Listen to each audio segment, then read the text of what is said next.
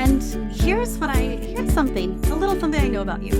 You're not someone who makes decisions from panic or pressure. You're someone who leads with the intentional clarity, with intentionality, and with purpose. But here's what I also know, that sometimes this clarity that we lead from, it feels cloudy, doesn't it? So if you're sitting here thinking, yes, that's exactly how I feel, then stick around, because today we're going to be talking about a mirror test to help, and why it's a game changer for leaders who are ready to stop second guessing themselves. Plus, if you want to go deeper on this clarity piece, I've got something for you at the end. But before we dive in there, let's go back a few years to early Netflix. Do you remember the novelty of Netflix? Like, up until this point, we would drive to Blockbuster. We would drive to, or your local video store. You would go, you would see what's available, you would get it. Then the next couple of days, you have to return it. But even that was a cool thing. Then Reed Hastings introduced Netflix. Then all of a sudden you can get online, and then you can request, like, whatever your plan was, whether you have 3 a month or 5 a month, but all you do is you get it in the mail, and then you just pop it in the mail, and then another one shows up. And like, it changed the way we watch videos. And then he did something even more revolutionary, even more crazy. He started streaming. And it was like, whoa, we don't even have to wait. We can request it and it's right there.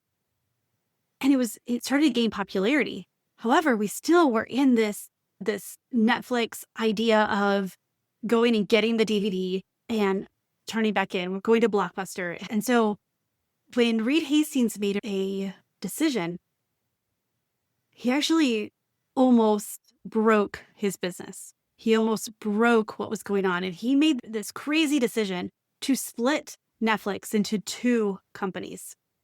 Customers revolted, stock plummeted, and he lost about 800,000 subscribers. Like, I can't even imagine.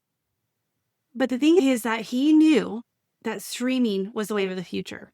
So he decided to break Netflix into 2 companies: Netflix, as we know today, and DVD, which is Quickster, and which is no longer around.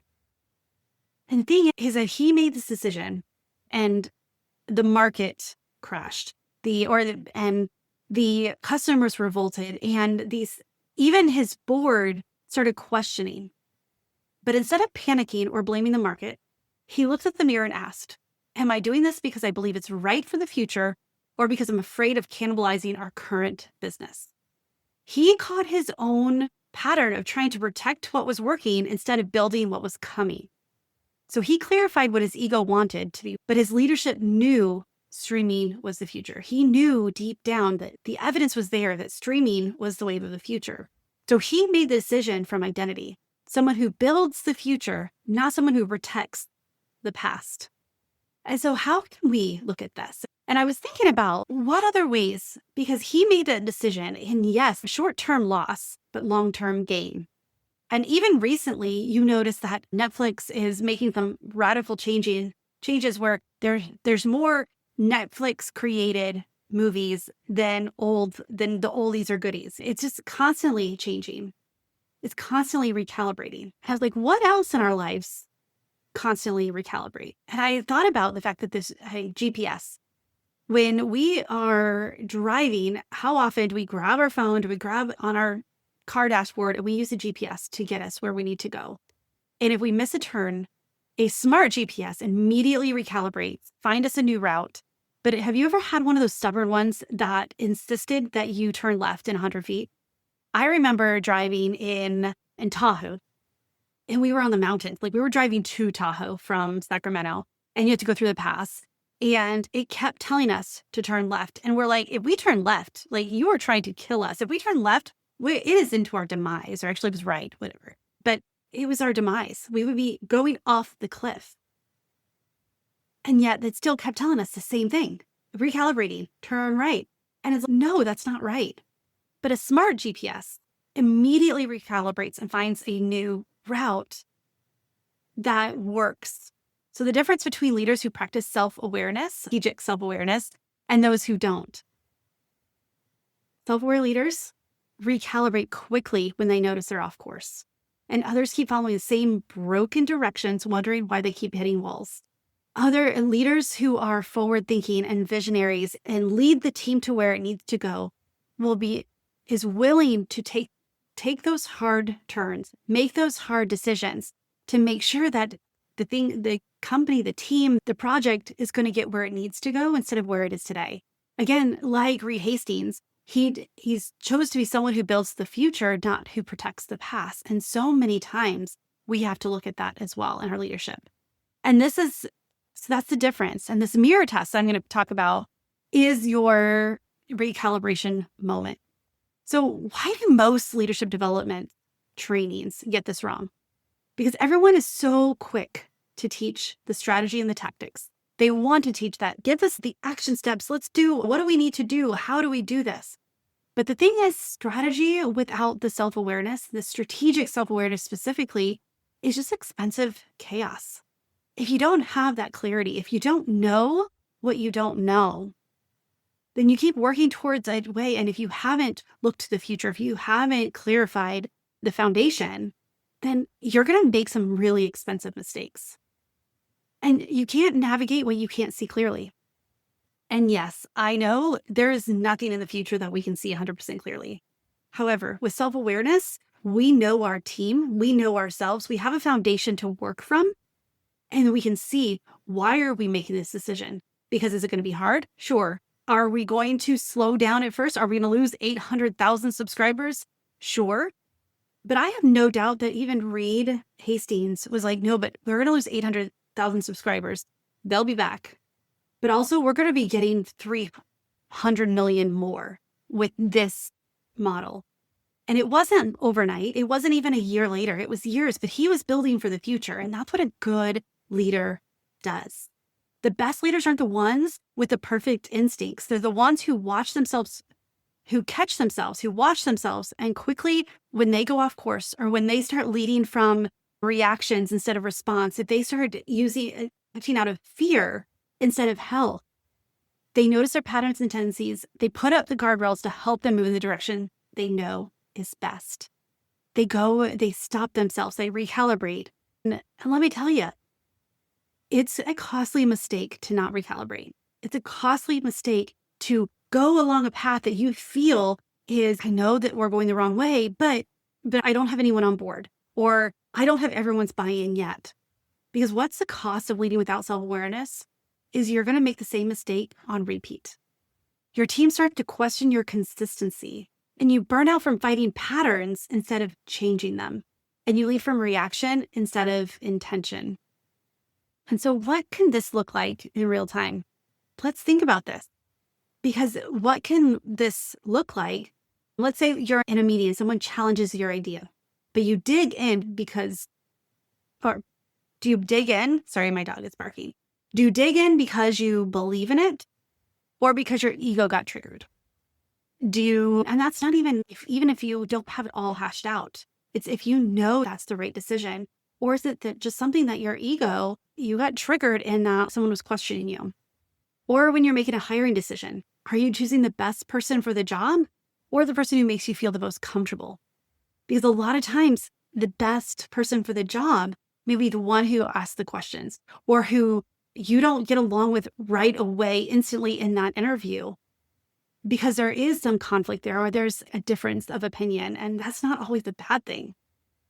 And so this mirror test helps you catch these moments before they become patterns. So let's talk about what to do about it. So this mirror test. The mirror test is just the moment that when you look honestly at your leadership patterns and ask, what's really driving this decision? And it's crazy because you can ask yourself, and one decision, you may be responding in a way that you know elevates your future. And the next decision, if you're clear, is, oh, this one is a little more triggering, and I acted out of fear instead of health.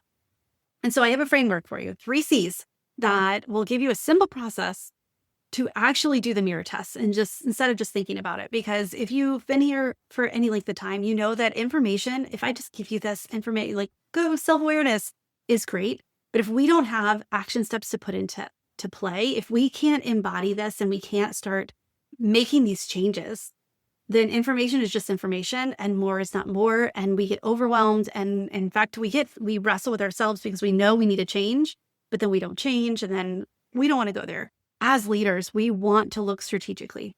We want to make sure that we understand why we do what we do and understand the motivations of our people.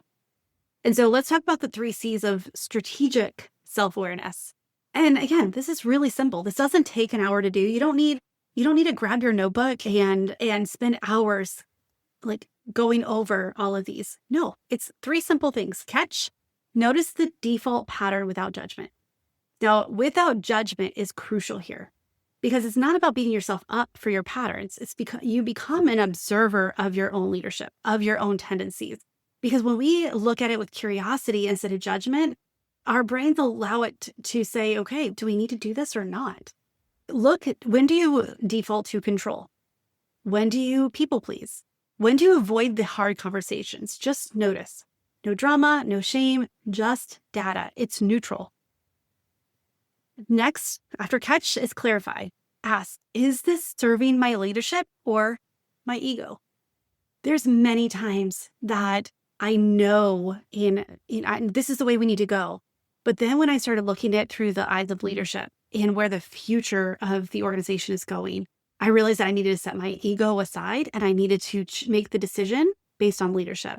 So this is the mirror moment where you hold up the decision or the pattern and ask the hard question. Am I doing this because it serves the mission and my people? Or because it serves my need to be liked, to be right, to be in control? Like both are human, but only one is leadership. And then the 3rd C is choose. Make decisions from identity, not impulse. Last week, we talked about declarations. We talked about creating these identity statements and bringing our purpose, who we are, into these statements. So this is taking it a step further. And now our decisions need to be made from the identity. And this is someone who leads with intentional clarity, strategic clarity. And you're not so when you're at the choice point, ask yourself, what would the leader I'm becoming choose here? Not what feels safe, not what keeps everyone happy, but what aligns with who you are and where not only you're going, but where the organization's going, where your team's going, where the project is going. And so it's important to catch, clarify, choose. Again, instantly, we can ask ourselves, notice the pattern without judgment. Clarify, just ask, is this serving my leadership or my ego? Because both are human, the serving the mission and the people, or because it serves the need to be liked, to be right, to be in control. Both of those are human tendencies. But if we want to be the leaders we know we're capable of, and we want to start developing leaders under us, it's important that we serve through leadership, not through ego. And then, of course, to choose. Make the decisions from my identity, not impulse. How many times, if we would have just taken a moment, taken a deep breath, and then made a choice, it would have been different than our instant reaction. And so listen, if you're sitting here thinking like, I already know all of this, or good leaders don't wrestle, don't struggle with self-doubt, let me just stop you right there. Because every leader I know, every leader I work with initially thinks they're the only ones who feel this way. Self-awareness is not a destination, it's a practice. And the leaders who commit to the practice are the ones who actually change the game. They're the ones who actually make the impact and develop their people. And they're the ones who actually enjoy leadership and don't get burnt out by it. So as we close here, I have a challenge for you. And so here's the challenge for this week. But did you know that I have every week in the show notes, I always have a challenge if you choose to accept it. I have a journal prompts because I am a true believer that journaling helps you get to that idea. If you want to catch and notice your default patterns, journaling is the best way to do it. And you do it with curiosity, not judgment. But I also have this challenge, an action step you can do, something that maybe be a little uncomfortable, but if you accept it, it actually helps you grow. And so this challenge is, I just want you to practice the mirror test using the 3 C's, the catch, clarify, and choose. And even if you make the same choice you would have, I want you to start intentionally going through these 3, slowing your process down, understanding and giving your heart, your gut and your mind time to catch up with each other to make a fully developed decision. And so ask yourself these 3 questions. Can I catch what's really driving this? Does this serve my leadership or my ego? And then what would a leader I'm becoming choose here? If you do this and you start getting the habit of asking these questions, you will get to the point that it becomes a natural action for you. It becomes a habit. It becomes part of your natural decision-making process. And your decisions that you make will be more from identity instead of impulse. You'll understand, your people will understand why you're making the decisions because they'll see the reason behind it, or they'll see that you've taken time, or you even just have an ability to say, okay, this is why we're doing what we're doing. And if you're realizing that you want to go deeper on this strategic self-awareness stuff, and you're ready to stop second guessing yourself, and you're starting to ready to be lead with intentional clarity and strategic clarity, and not just work on strategy and tactics and all of the things that you learn in books that I know you're capable of, but you're ready to start embodying it and see how can it work for you. And I know that you are capable. I know that it's possible because I've seen it thousands and thousands of times. So let's talk. Book a leadership strategy call. This is your blueprint to clarity and confidence, try to say that together, and impact. And not to mention just understanding the conviction you have. Because here's what I know about you. You're not here to wing it. You're not dabbling in leadership. You're here to lead with purpose. And it starts with seeing yourself clearly. It starts with understanding your foundation and then understanding the foundation of your people. So if you're interested, let's talk. Book a leadership strategy call, TamiImlayCoaching.com/call. And I'll talk to you soon. Friend, thank you so much for being here with me today. And if you have not left me a rate or review, I really would appreciate if you take 30 seconds, especially on Apple. I believe you can do it on Spotify now too, but I would love a rate and review. And if you can't find a way and you just want to send me a DM and tell me your thoughts, I would love that. It helps me understand what resonates. It helps other people find the podcast. And it really just reminds me that I'm not just out here speaking to the void, that my goal here is to really help you be the leader that you are called to be, to step in and lead with calling, lead with conviction, lead with understanding who God called you to be and how he wired you. So with that, book your strategy call. And I'll leave you with this. Choose joy until joy chooses you. Bye for now.